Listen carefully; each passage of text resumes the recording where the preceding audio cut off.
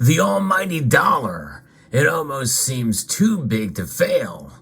In fact, by the Federal Reserve Act, which was enacted in December of 1913, the dollar has lost over 98% of its value. So based off of that metric, it seems like it is only surviving by the skin of its teeth. But its strength is stronger now than it has been in quite some time because of the actions by that very same institution, the Federal Reserve. But you know what? That's really only on paper, pun intended, because we are looking at a paper note here that is backed only by the full faith and credit of the United States government from this private institution known as the Federal Reserve Bank, which has a .gov address.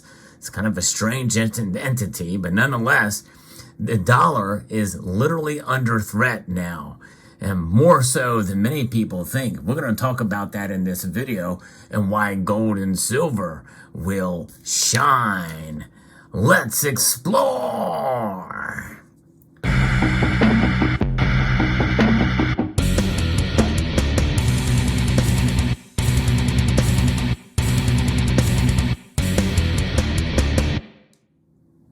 But let's get back to the dollar.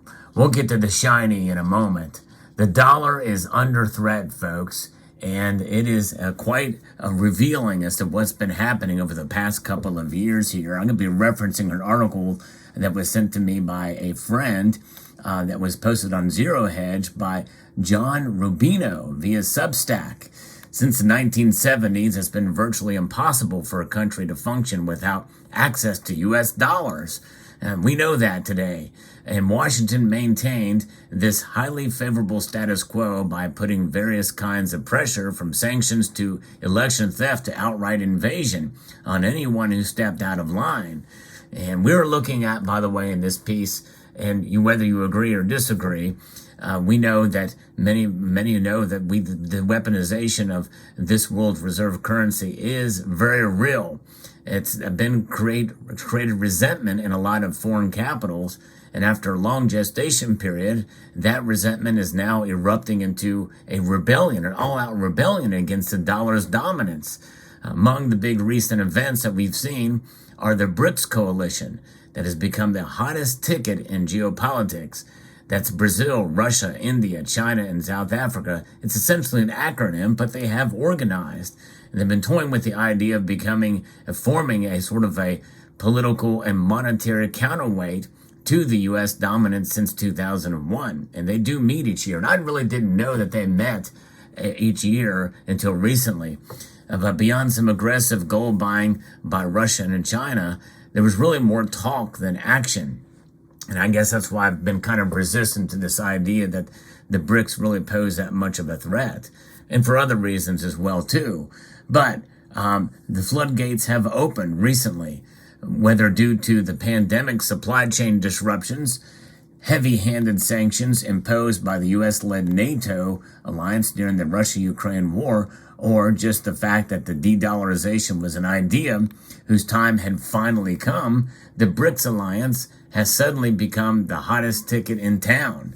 In the past year, Argentina, Indonesia, Saudi Arabia, Iran, Mexico, Turkey, and the UAE, and Egypt, by the way, I did a video talking about Egypt's move to de-dollarize to a point, have applied to join or express an interest in doing so. That means that we have now BRICS Plus is the new acronym now. Any new bilateral trade deals that bypass the dollar are being discussed all over the place. Combine the landmass, population, and natural resources of BRICS countries with those of potential new members, and the result is more or less half the world. And now things are getting real. China has brokered peace deals between Saudi Arabia and Iran, two bitter historic enemies who want to join the BRICS alliance but can't if they're in an undeclared war. Should they stop competing and start cooperating, they could dominate the Middle East and raise China's clout in the region at the petrodollar's expense. And that is something that is a very real possibility. I think the biggest enemy to the BRICS alliance is each other. And could these nations cooperate? Because they are very different, with very different cultures and the like.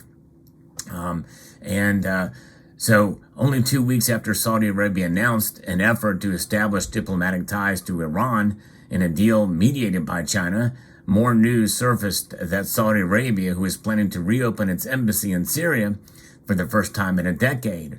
Rumors are swirling that Iran, Saudi Arabia, and Syria are on the verge of geopolitical and economic agreements that would sidestep the United States. And Russia and India have agreed to trade oil for rupees now. Russia is now India's largest oil supplier with 35% of the massive growing country's support. The U.S. is not happy about this, but India doesn't seem to care. And African leaders have traveled to Moscow.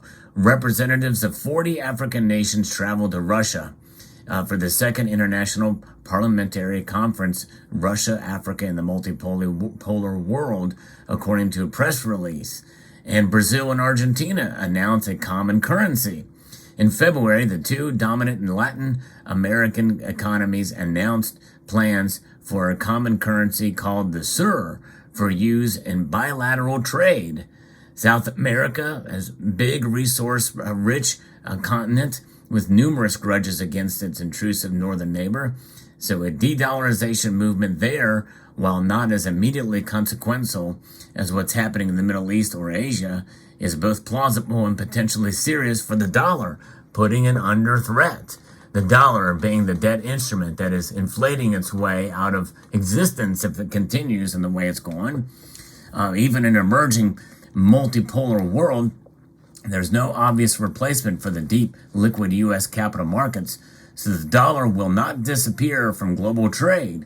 But the BRICS, if the BRICS have the commodities of the U.S. and its allies are left with finance pricing power for crucial things like oil, and gold will shift to Russia, China, and the Middle East. Falling demand for dollar-denominated bonds as research assets will send trillions of dollars now outside of the U.S. back home, raising domestic prices. And the loss of the weaponized reserve currency will lessen if the U.S. ability to impose its will on the rest of the world. And that is something else too, because remember, back during the time between the 50s to the 70s, the dollar's dominance was about 80% of global transactions. Now it's fallen since the petrodollar in 1973 to about 60%. And CNN has actually done a segment on de-dollarization, and other major media are starting to pay attention and focus on it. It's become a real problem, especially in the last couple of years. Tomorrow's world is multipolar. As for the U.S. and its allies, it's become inflationary. A commodities bull market, at least in dollar terms, and extreme financial instability as the U.S. empire is forced to live without its means. It won't be pretty, but for gold bugs and for commodity bulls, it might be extremely profitable. So essentially, that means that gold and silver continue to shine. They have no agenda. They exist. Their attractiveness is their very existence, both gold and silver. Central banks store gold, and the rest of the people see silver as a commodity and as a way to hedge against economic instability. And that's what it's about, folks. And they will continue to press on, because what made America great in the first place is the fact that Article 1, Section 10 of the Constitution recognized gold and silver as the ultimate form of money. That's why they call it constitutional silver and constitutional gold as well. And so that is really the bottom line. This, a Federal Reserve note, for all intents and purposes, gives them more power, and it steals from your worth by the inflationary pressures and the inflationary targets that the Federal Reserve does in normal economic times. That's right.